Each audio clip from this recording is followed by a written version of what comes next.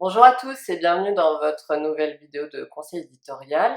Aujourd'hui, je vais vous apprendre à mieux cibler une maison d'édition quand vous avez un projet à présenter. À quoi ça sert de viser une maison d'édition quand on a un projet? Eh bien, ça sert à s'éviter de nombreuses lettres de refus, voire pas de réponse du tout. Et je suis pas une apôtre des stratégies marketing, mais je pense vraiment qu'il faut travailler un minimum le positionnement de son ouvrage pour pouvoir éviter de perdre du temps, de l'énergie. Alors comment on fait pour cibler la maison d'édition adaptée à son projet? Déjà, il faut apprendre à connaître le paysage éditorial français si on veut être édité en France, voire étranger si on veut être édité à l'étranger. Et ça passe par un vrai travail de prise de connaissance de toutes ces maisons, de ce qu'elles publient. Pour ça, il y a plusieurs façons de faire. La meilleure façon de faire, ça reste encore de lire les ouvrages de la maison en question. Beaucoup d'éditeurs et d'éditrices vous le diront, hein, il n'y a pas de meilleur moyen pour cerner en fait les affinités d'une maison et d'un éditeur particulier en termes de publication. Les affinités, c'est souvent assez subjectif et ça dépasse souvent de loin ce qui est présenté dans les textes explicatifs d'une maison d'édition quand ils décrivent leur ligne éditoriale. Alors après, donc si vous pouvez pas lire tous les ouvrages, hein, ce qui peut se comprendre, allez simplement en librairie et commencez à visualiser tout ce qui se fait, tout ce qui se publie.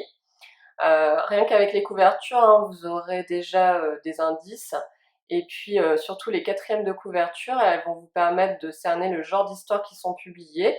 Passez un peu de temps à les lire, hein, ce sera vraiment pas une perte de temps. Et faites-le aussi en fonction du genre de projet que vous souhaitez faire éditer. Après, si vous n'avez pas le temps d'aller en librairie, allez surfer sur les sites internet, c'est vraiment des mines d'informations encore une fois. Vous allez voir les catalogues des maisons d'édition. Vous allez souvent découvrir un certain nombre de sous-collections. Et il y a beaucoup d'éditeurs qui décrivent ce qu'elles cherchent pour chaque sous-collection, ou ce qu'elles éditent en tout cas. Ça, c'est précieux en termes d'information et ça vous donne de très bonnes indications pour cerner l'adéquation entre votre projet et la maison que vous visez. Il y a aussi une autre façon qui est un peu plus coûteuse en temps et en énergie, c'est d'aller carrément dans les festivals ou dans les salons du livre, parce que là, les éditeurs sont souvent présents et vous pouvez aller leur parler, hein. Ce sont des gens, moi, que j'ai toujours trouvé très accessibles.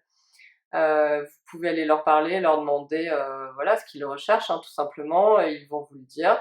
Moi, je l'ai beaucoup fait du temps où j'ai publié ma BD chez Actes Sud, et c'est d'ailleurs comme ça que j'ai pu être éditée. Une fois que vous avez cerné un peu ce qui se publie en France ou ailleurs, prenez un temps aussi pour analyser votre bibliothèque. Regardez les maisons d'édition de la plupart des livres que vous avez dans votre bibliothèque. Il y a fort à parier que ce sont ces livres qui vous ont donné envie d'écrire et que vous avez des affinités en fait avec ces maisons.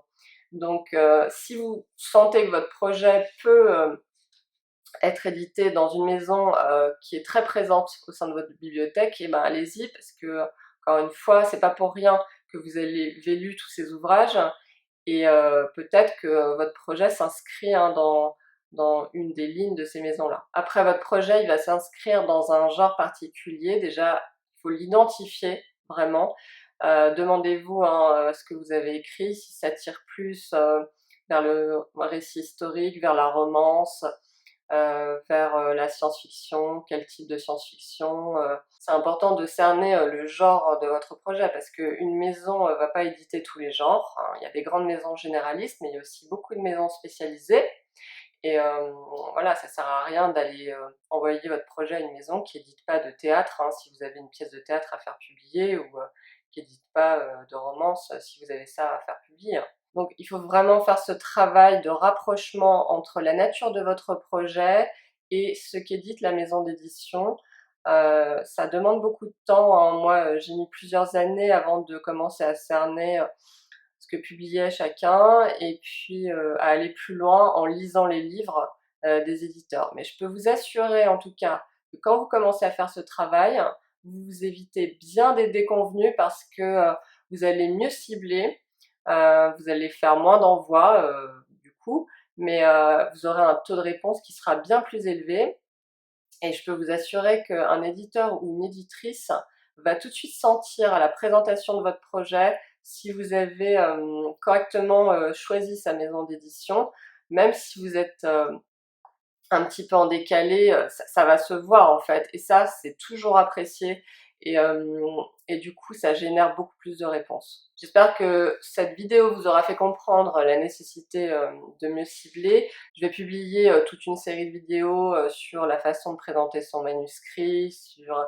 la façon d'entrer en contact avec les éditeurs, parce que je pense que c'est très important. D'ici là, je vous conseille donc d'aller en librairie maintenant qu'on peut y retourner, et puis d'aller surfer sur les sites des éditeurs en attendant que votre projet soit terminé, et puis écrivez bien surtout et portez-vous bien. À très bientôt.